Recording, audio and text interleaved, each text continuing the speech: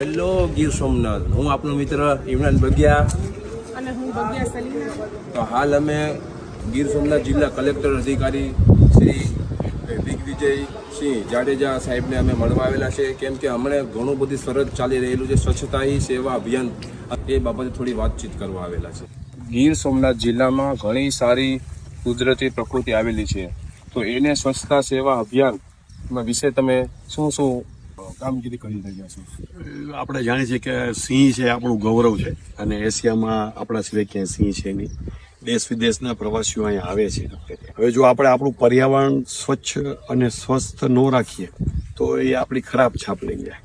તો આપણા જે અત્યારે જે ઝુંબેશ ચાલે છે એમાં સ્વચ્છતા આપણો સ્વભાવ બને, અને આપણા જે ગ્રામ્ય વિસ્તારના જંગલની આજુબાજુ રહેતા જે આપણા જે નાગરિકો છે એ થોડી કાળજી રાખે.